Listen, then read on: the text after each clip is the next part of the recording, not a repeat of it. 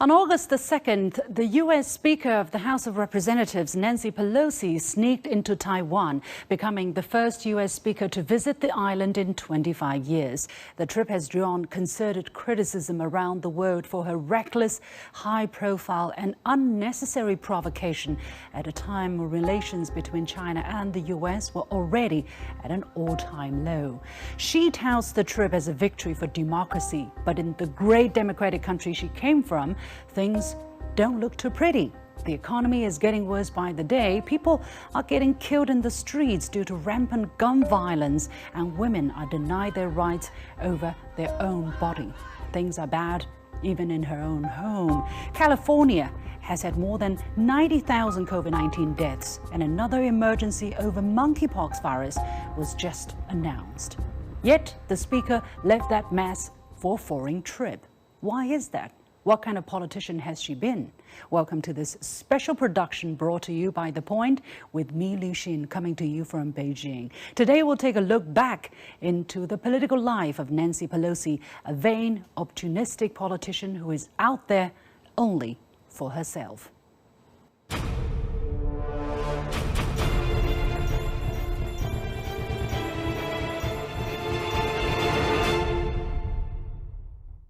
Nancy Pelosi was born into a family of Italian immigrants. She was the only daughter and the youngest of 7 children. Pelosi's father, Thomas D'Alessandro Jr., was a longtime mayor of Baltimore, Maryland, and her mother was his political organizer. Growing up in a political family, she was steeped in a culture that can be described as machine politics in the East. Politicians there get things done with the single goal of getting votes. The word machine comes from the ability to turn out the votes needed to get its members elected, and the process becomes a routine, reliable, and even literally mechanical. Nancy Pelosi grew up with that machine turning around her 24/7, and after she became a politician herself, she became the embodiment of it. The ends justify the means for everything that she does. It's a question of what she wants to get done and what is necessary to get it done. So it's very transactional in nature, and that's what she has become.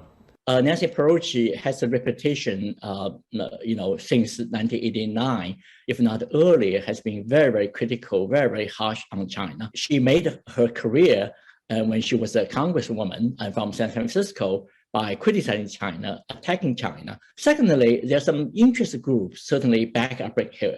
This could be a military-industrial compound in the United States. They want to enhance the military tensions and actually can sell weapons.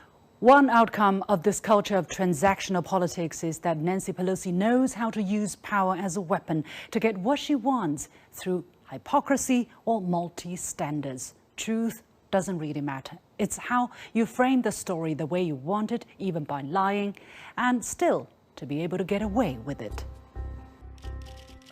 She always prides herself on being a champion of human rights, but turned a blind eye when the U.S. was exposed to have been using torture while interrogating terrorism suspects.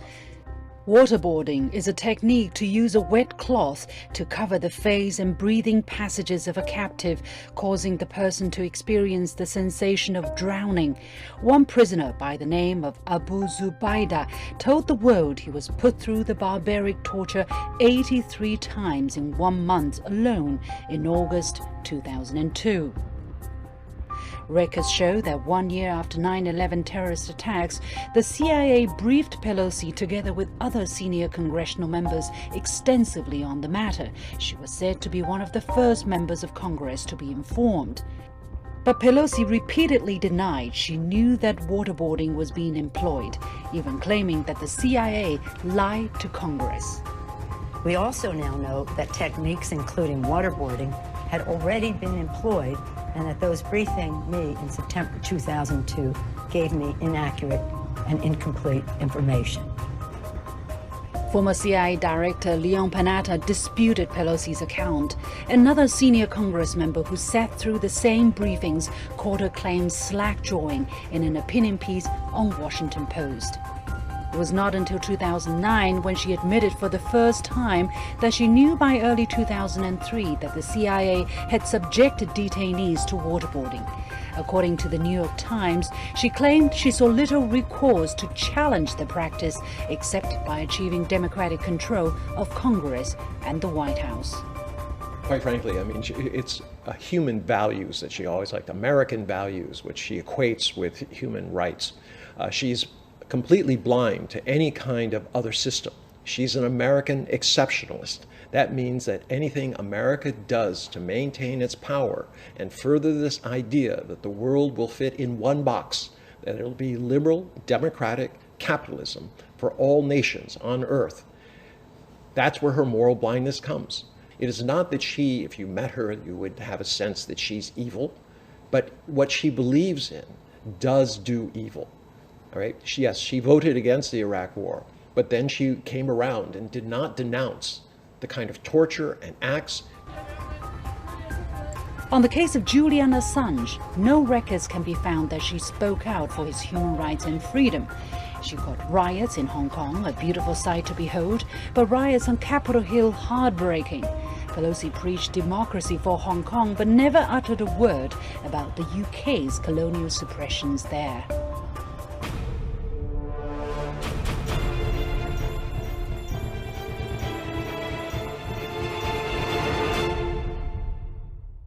Nancy Pelosi has proved to the world how she is able and willing to take moral shortcuts in order to score political points, personal gains, or even convenience. She attacked former President Donald Trump for his incompetence in dealing with the COVID-19 pandemic, even calling the virus the Trump virus. But she would break social distancing rules simply to have her own hair done. But these are nothing compared to other gains she could pocket by gaming the system.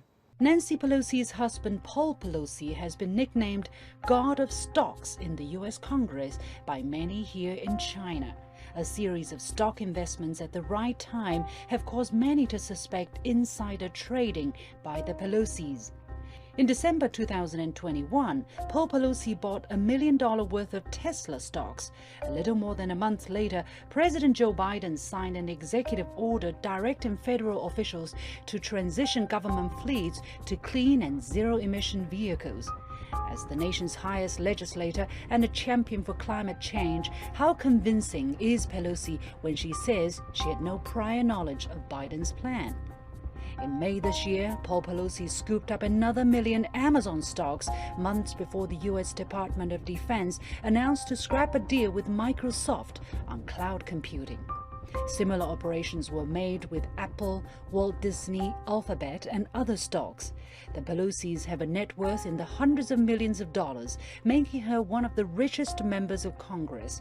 And the vast majority of their wealth comes from stocks, options and investments made by her husband, with an incredible average return of stocks and options of 56%. When suspected of insider trading, Pelosi has repeatedly said that she has nothing to do with these transactions. And there's more than enough smoke to know that there's a fire here. You cannot be that lucky consecutively. And especially given the position of your wife, whether he heard it from her or heard it from people around her, it doesn't matter. She is compromised. In these types of things, she should have asked him to refrain from investing in stocks where it would be politically sensitive to her. That would be the moral value thing to do. But she didn't do it. In June this year, her husband bought shares of the chip maker Nvidia, but sold them right before the U.S. passed the so-called Chip Plus bill to boost the U.S. semiconductor industry. According to Nancy Pelosi's deputy chief of staff, Paul Pelosi decided to sell the shares at a loss rather than allow the misinformation in the press regarding this trade to continue. This self-inflicted loss failed to appease the critics who called this a show. Before making her infamous trip to Taiwan, she was asked about whether she was abusing power for financial gains. She again flatly denied before hurrying from the podium. This is obviously not a favorite topic. Has your husband ever made a stock purchase or sale based on information you received from you? No, absolutely not. Okay, thank you. Upon her return from Taiwan, the U.S. House of Representatives is expected to unveil a bill to ban stock trading for lawmakers. When asked whether she would support a ban on stock trading, she refused. "We are a free market economy," she said. "They should be able to participate in that." This was one of the most disappointing and maybe, to put it even less politely, disgraceful comments and views I have heard espoused on this issue. We have insider trading laws for a reason. This undermines every bit of trust. It goes to every worst expectation of corruption. And it's not even an expectation, it's real.